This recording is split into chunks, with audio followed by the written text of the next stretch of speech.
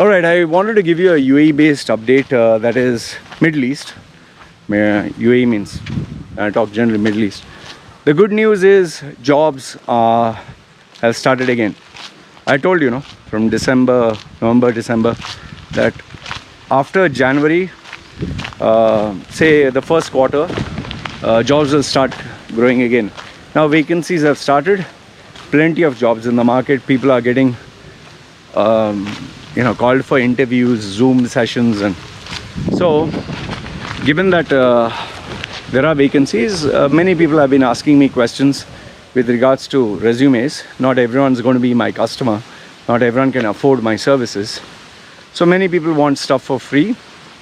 So I thought in this video I'll compile all the answers so that you can get some answers to the FAQ.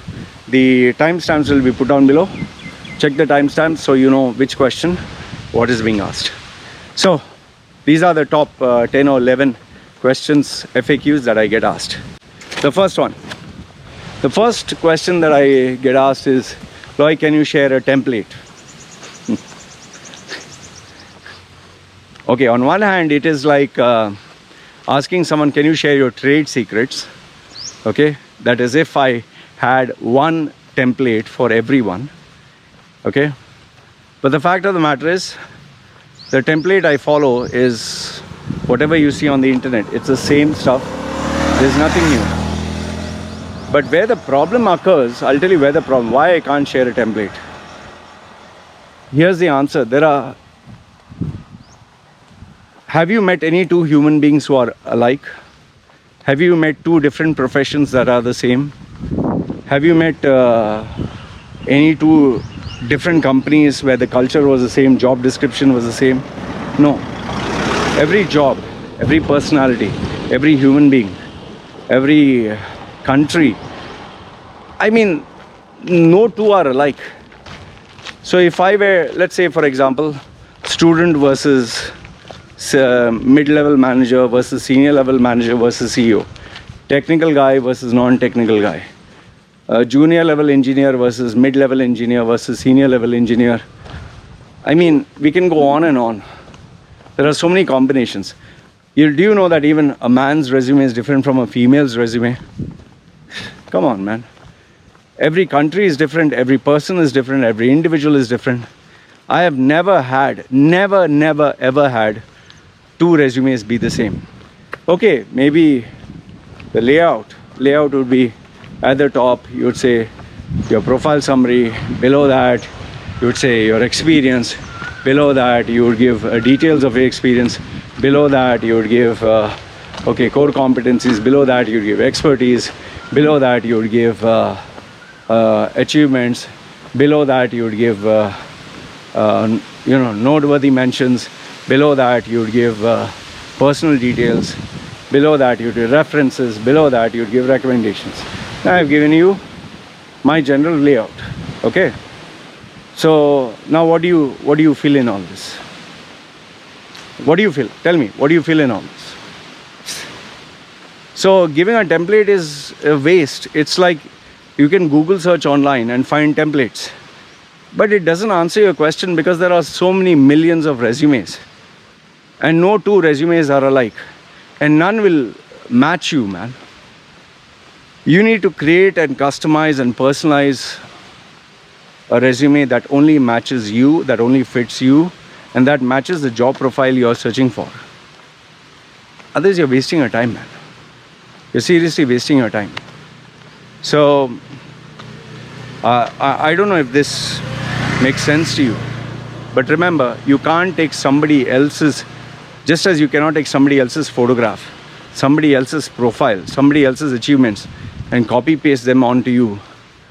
Asking for a template, I give you a template, I give you an outline, right? Now make your CV. Can you make? I can challenge you, you can't. Because even if you make, it's going to be pointless. Nothing is going to happen. Take it from me, open challenge. Okay, next question. The next question is even more stupid, but I get asked this very frequently. People get in touch with me, they call me, and then they say, okay, Loy, tell me, you see my CV, okay, what should I change in my CV? Uh, what? It's like, I'll explain again. It's like you're taking a car, you show the car, and you say, okay, what should I change in this car? So the guy will look and you change for what? No, it's not going fast enough. So what do I change? So the guy has to give you a one-word answer. He'll say, okay, change the engine. But now, just by changing the engine, does that change everything about the car?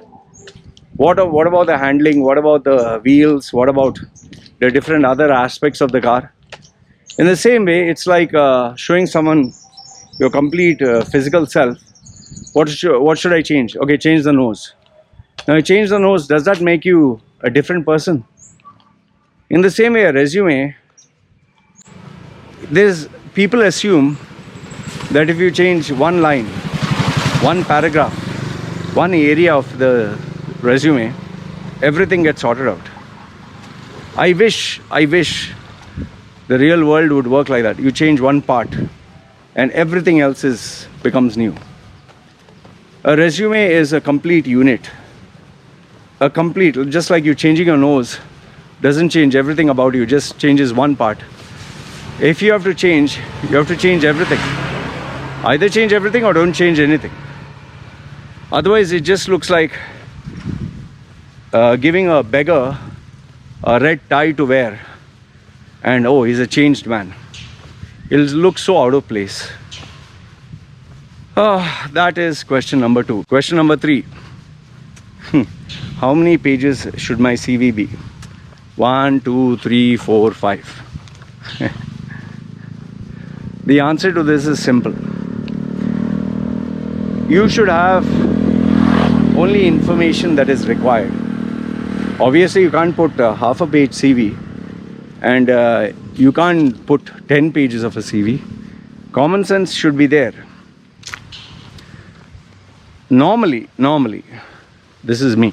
Normally, I keep it at 2 pages. Normally, okay. There are instances where I've gone up to 5. Okay, but it all depends on how tough the market is.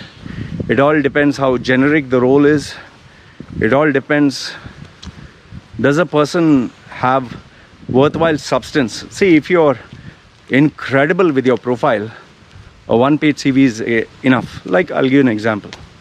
Let's say one guy, I had this Filipino guy who had, I think, roughly 18 or 19 pages, out of which 6 pages were all his trainings, seminars, certifications, conferences. He used to literally go, he was like a conference junkie or a seminar junkie or a certification junkie. He just loved getting more and more certificates and showing off. So I told him, see, listen,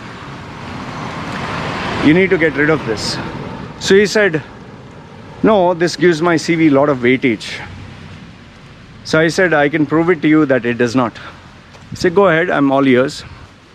I said, okay, you have 6 pages of all these certifications. I have one client, who has only 1 line. Just 1 line. Graduated from just 1 line, and that 1 line stated graduated from Harvard Business School. Okay, that's all. Graduated from Harvard Business School. Now what do you say? Checkmate, right? So the point I'm trying to tell you here is, it doesn't matter how many pages, but obviously it shouldn't go forever. You're not talking of autobiography. It should be to the point where you state what is important, relevant. And I always tell the people the 3 I's. It should be intriguing, number 1. Wow. It should be interesting. The person should want to read more. And last but not the least, it should be informative, where you give the right information and not useless information. The 3 I's. Remember that much. So that's point number 3. Point number 4, photograph or not. See, if you're applying for a job that involves your appearance, that matters, like airlines, modeling, TV, yes. But let's say you're applying for a technical job, or you're applying for a back-end job. Does anyone care how you look? Okay, sales maybe appearance does matter because you need to look presentable. Maybe if you're a gym coach, yes, you need to have a physique. But if, or let's say you're being a TV presenter, yes, looks matter. But here, if you're a radio presenter, your looks don't matter.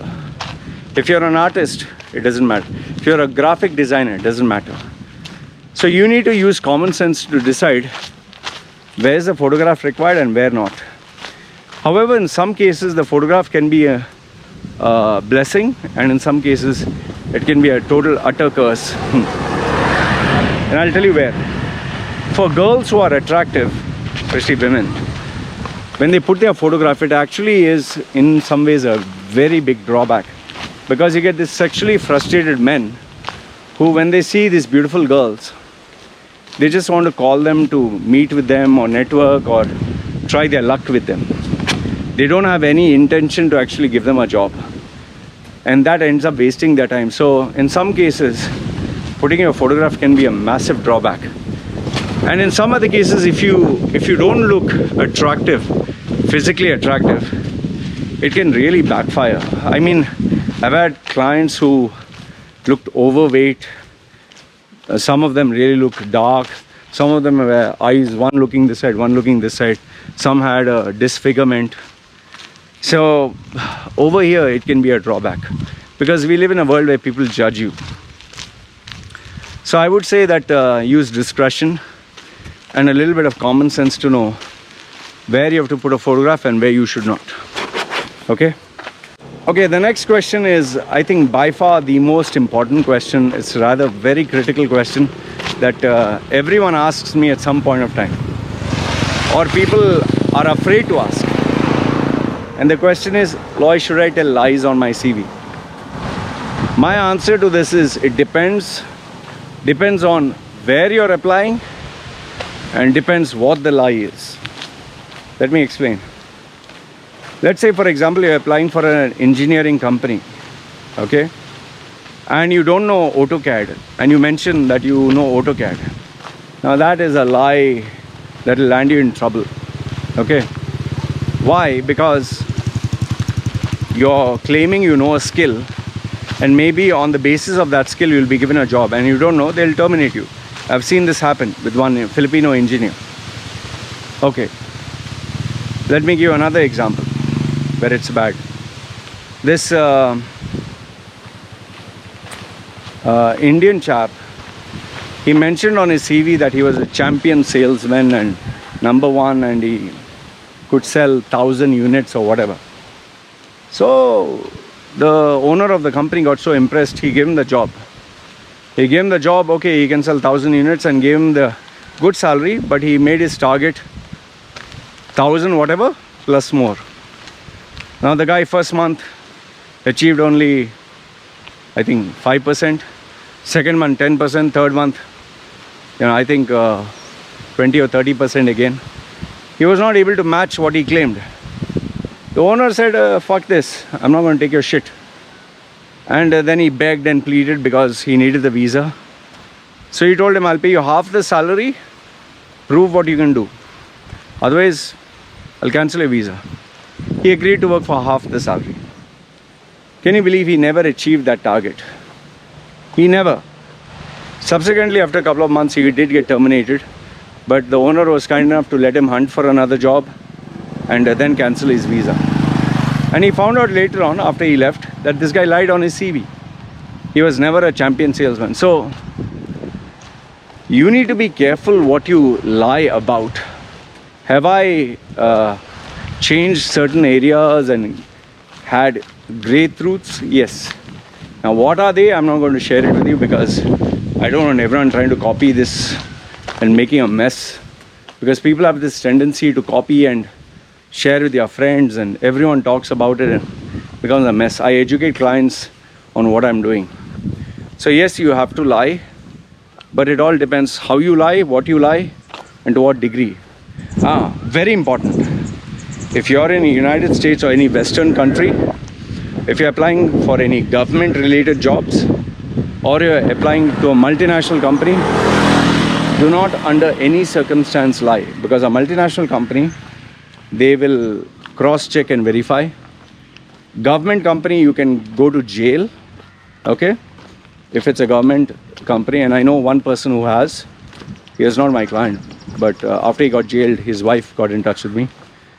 And third one is, if you're in the West, they have very strong networks to find out the truth, and if they find out, they're going to expose you and you'll never again get a job in the industry.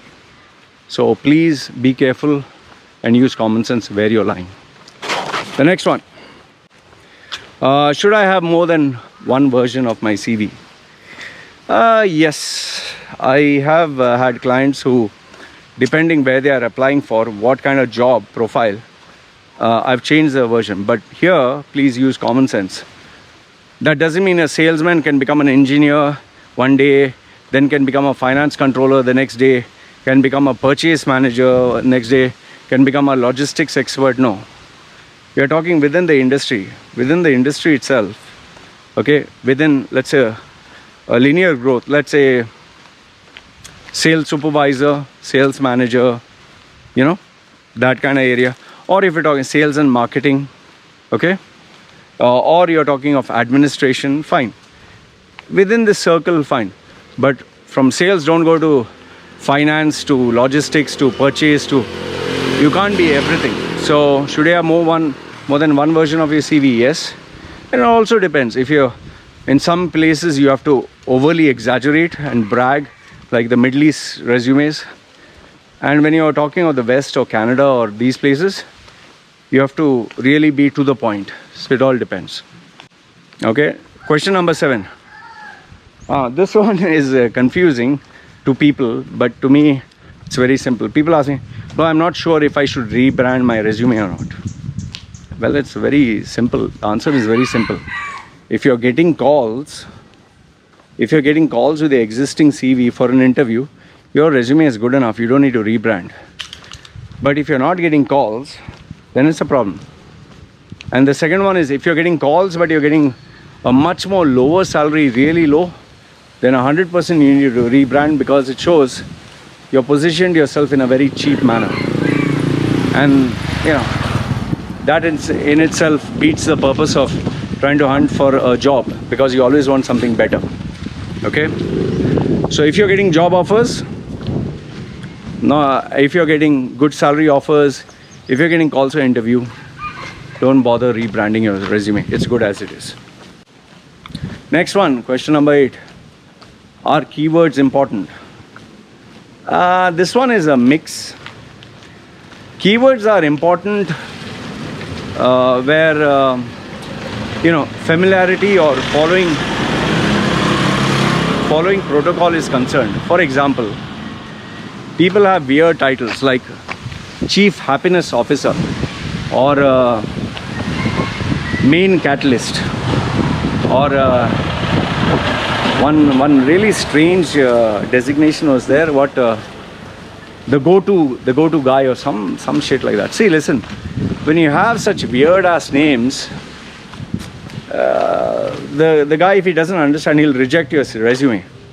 But on the other hand, if you're trying to impress the algorithm by simply explicitly putting words, let's say for example they're searching for a civil engineer, and because you want keywords, you put civil engineer everywhere. I mean, what are you trying to do? I know people who, they will literally check the thesaurus for industry jargons, strategic partners, I've seen so many CVs. Oh, the channel partner strategic vision. Oh, the chief development partnering and this and that. And they make the CV sound like, what the fuck is this? People are not dumb. Please understand that we see resumes literally every day at least 10 minimum. So you just checking google.com and thinking you can fool people doesn't work. So keywords are important where using common sense is required, but if you're going to do it explicitly to create an impact, you're going to fail miserably. Okay, so please don't do that. The next one, yes, bye bye, my baby. Number 9, recruitment websites, legit or not? Okay, to answer this question, I want you to ask yourself this: do you know how a recruitment company works? Do you know? Okay, if you don't know, I'll tell you how a recruitment company works. Let's say I have a recruitment company. I have salespeople under me. Now these salespeople have to go and get customers, and I need to have operations people, accounts people, people who manage the website. So there are a lot of expenses. So recruitment company is a company that is a business that has expenses. So now when they go and ask people for their CVs, they might say, okay, we'll provide you a free service. Now before, in the Middle East, these recruitment companies used to take money for registration, which became banned. It became illegal because you're taking money from people, but you're not doing anything. They used to charge $20, $30, $50, even $100. And there are these websites that take money and say, we will feature your profile in a premium way if you pay $100. This is all bullshit. They'll show it on the website. Nobody fucking cares. Okay, now, after, let's say, they take your CV for free, what these people normally do is, they take the CV, they erase or they whiten out or they delete your contact details. They remove your photograph, email address, contact details, they remove everything. So now here they have a bunch of documents where only your experience is mentioned. They might modify it a little bit. Then the salespeople have to go to companies that either register with them or they are trying to get us clients. And they say, see, listen, we have a database of 1,000 people. If you want good candidates, we have good candidates. So the company says, okay, fine, show me what you got. But then there are two options. Either they'll tell them, we'll give you a demo of 10, but after which you have to pay money, register with us. Or you can have a look at the CVs. If you like anyone, then you'll have to pay to take our service. Because if they introduce the client, the candidate to them, the owner might give him a job directly. So then either they have to pay or they have to get it for free. So let's assume that they paid. Then they take the interview of the candidate. They like the candidate. Now obviously they have to sign a legal disclaimer that if they like the candidate, they will if they employ the candidate, they have to pay the recruitment company charges. Now, I gave you how difficult, how lengthy the process is of literally getting the right candidate. Okay? You think for this service, they'll only charge $100? No. If the company chooses the candidate through them, they have to pay 2 months or 3 months of the salary or even 1 month's salary of what they're paying that candidate. So just imagine that. Now, my question to you is your talent, is your skill, is your profile so rare, so hard to get that an employer would rather go to a recruitment company instead of putting it in any of the papers for free? Gulf News, Khaleej Times, National Paper, any newspaper, they have classifieds where you can advertise for free. So why would someone not put an ad for free when putting an ad you can get 2,000, 3,000, 4,000 CVs a day, an easy database of 4,000 CVs a day instead of paying someone? See, companies today want to cut down costs. They are not going to pay someone your monthly salary multiply into 3 or 2 or 1 just to get CVs. And that also, the worst part is, after you go through all the CVs, there's no guarantee that they're going to get anything. And here's the biggest part of them all. If the recruitment company advertises and you advertise, more or less you'll get the same CVs. You'll get the same people at some point. So when it's not exclusive, why should anyone pay? So my answer to you is, recruitment companies, 99.99% of them are all fake. The listings that they put are all rubbish, and people keep falling for them. Try this, my open challenge to you. You apply to all the recruitment companies, all. Let me know how many calls you'll get. And the reason you'll not get any calls is, number one, the vacancies are fake. Some copywriter has just written all this shit, copy pasted from other people's website. That is why if you copy 10 jobs, you'll see the wordings and everything is same. The second one is, they need eyeballs for people to come on their website. And last, if not the least, remember that these recruitment companies are just doing their best to survive. But it's an outdated model that no longer works. That is why whether you apply for jobs on LinkedIn with recruiters or Facebook groups, or majority of them are just taking you for a ride. If you want legit ones, really legit, either go to the company's website or the company's actual the proper page, like Oracle has a Oracle LinkedIn group or whatever, and over there check the vacancies. Or if you know somebody who has contacts and connections who people come to because they have a large following, fine, they might have. Otherwise, most of them are just business people looking to make easy money by giving you hopes. So I would just say that keep trying, and you will come to know what I'm saying is true. But keep one thing in mind: the number of people who are sending their CVs, the number of people without jobs is so high that in majority of the cases you'll not hear any reply if you are substandard. And that is why even for me, I get CVs every day even without mentioning a vacancy. And when I do mention a vacancy, it's too many resumes, too many. Anyway, that's as far as recruitment agencies go. Number 10, do you have can you use the same resume for different countries? The answer is explicitly no. You cannot use a UAE based resume for Saudi, a Saudi based resume for India, India based resume for some other country. Different countries have different styles. Canada has a very different style, very, very different. United States, different. UK, different. Middle East, totally different. India, different. That is why when you just check, if you can, the CVs of, let's say, any designation, project manager or sales executive or graphic designer. Check 4-5 countries, you'll get to know what I'm saying. It's different for different countries, so it all depends which country you are applying for, what level. It's never the same. And last, if not the least, the final question: what is the most important part of a resume? Most important. Is it the color? Is it the impressive layout? Is it the graphic designing? What is it? Is it the branding? Some people say, no, it's a branding.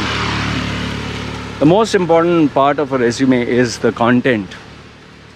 There's no way two ways about it. And by content, I don't mean impressive words, big sounding words, or fantastic English constructed sentences. No.